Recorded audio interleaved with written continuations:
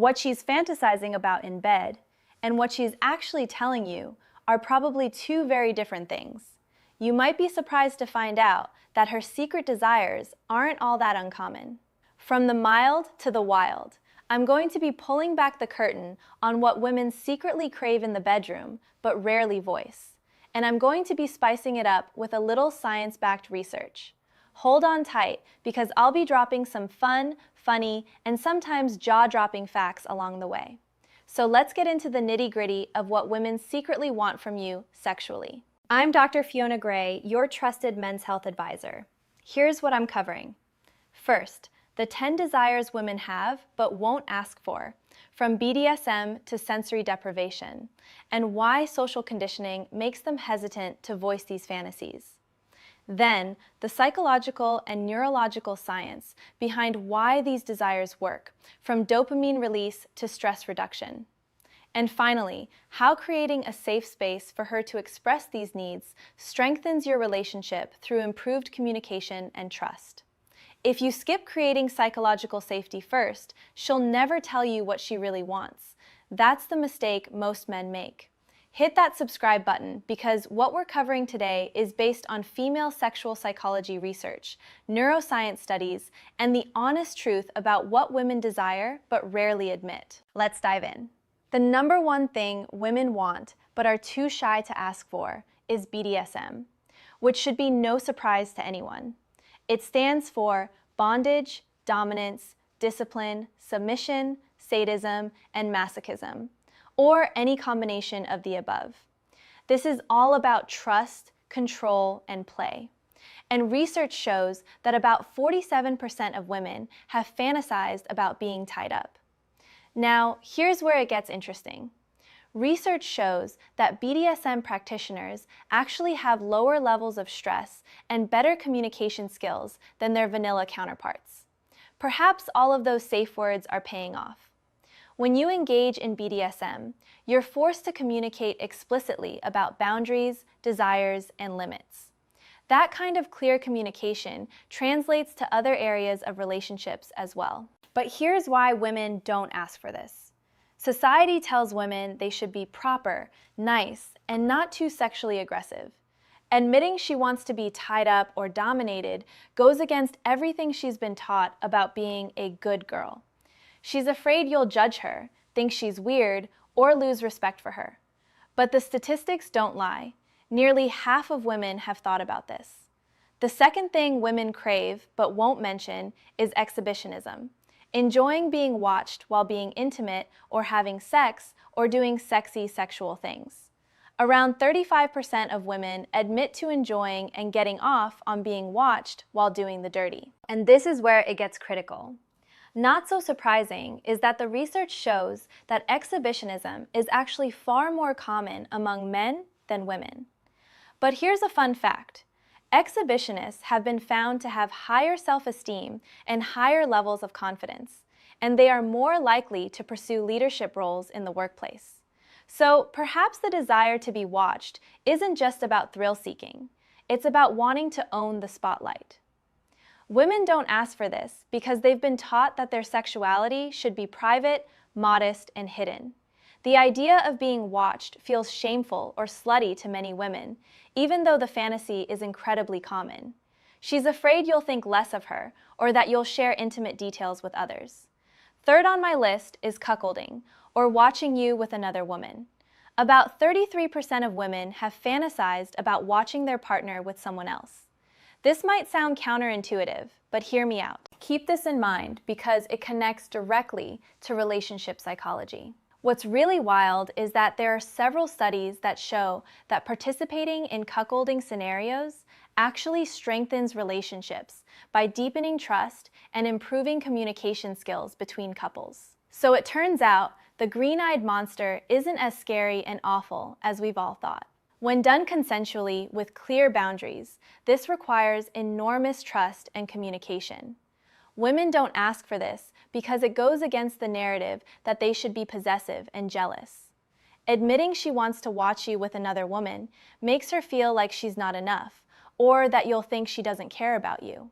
But the fantasy exists because it taps into voyeurism, compersion, and sexual excitement. Another desire women have but won't voice is sensory deprivation. A sensory deprivation experience can include anything like blindfolds, earplugs, or anything that deprives the senses and heightens sensation. And in this heightened sensation, sex can become even more intense. Over 40% of women enjoy or desire some sort of sensory deprivation during their intimate encounters. Remember this, because we'll come back to it.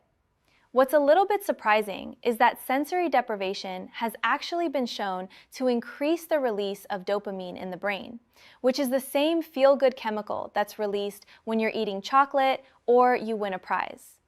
When one sense is removed, the others become heightened, creating a more intense experience. Women hesitate to ask for blindfolds or restraints because it makes them feel vulnerable and exposed.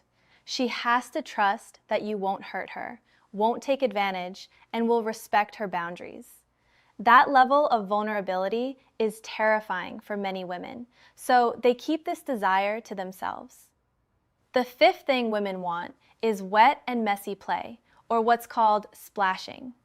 This is all about covering oneself or somebody else in food or liquid or basically anything messy. Think whipped cream, chocolate syrup, or massage oils. Let me clear up a massive misunderstanding about sensory play.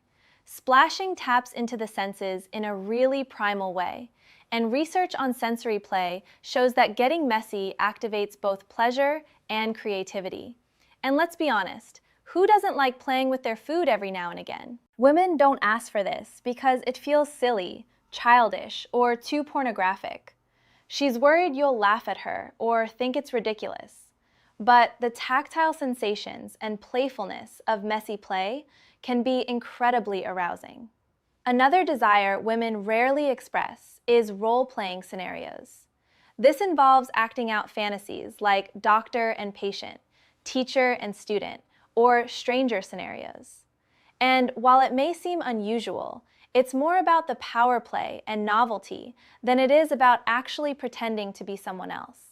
Research has shown that people who participate in role-playing oftentimes do it to explore different aspects of their sexuality in a safe, contained environment. The seventh thing women crave is age play dynamics, specifically being treated like they're being taken care of or nurtured. Contrary to popular belief, age play doesn't always include sexual activity. Some women just enjoy being in a space where they can regress to a more carefree or innocent frame of mind, or where you take on a protective, nurturing role. What's crucial to understand is that this is about feeling safe, protected, and cared for.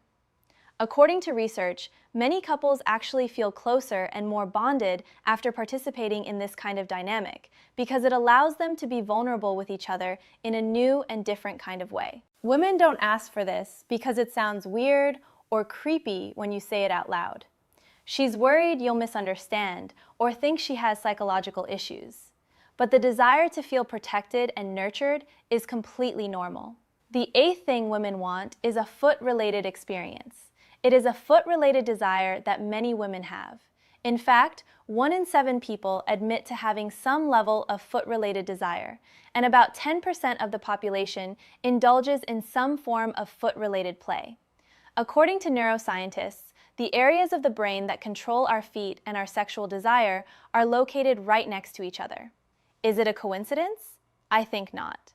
No wonder so many people find foot massage and stimulation irresistible.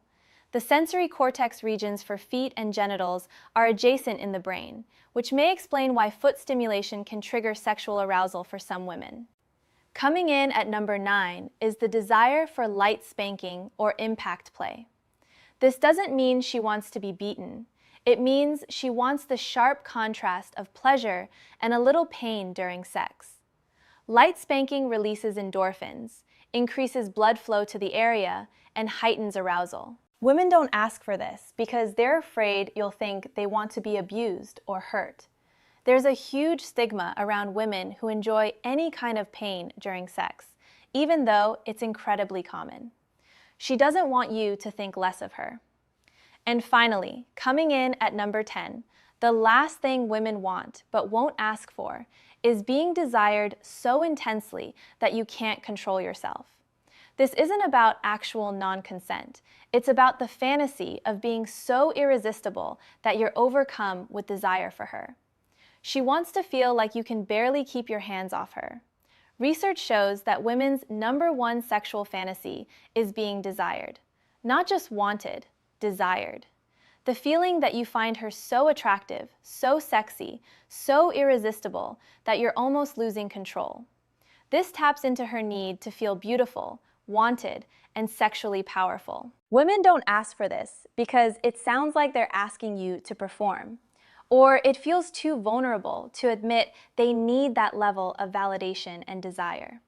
But deep down, this is what most women crave more than any specific act. In summary, women's desires are diverse, common, and more mainstream than most people realize.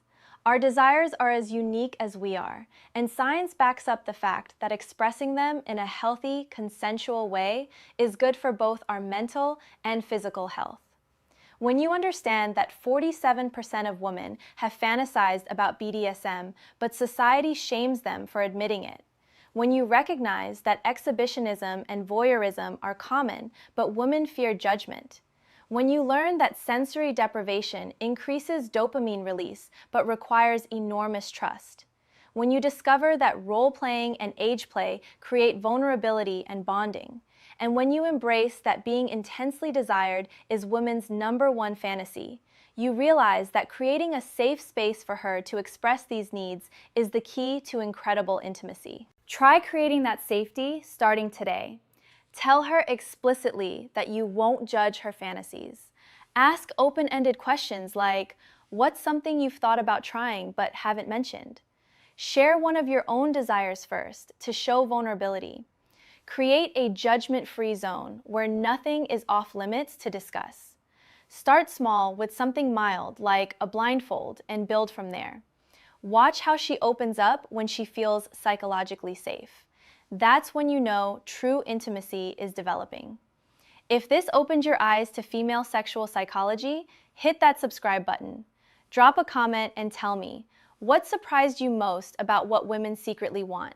I read every single one. Thanks for watching. Keep learning, keep growing, and keep taking care of yourself.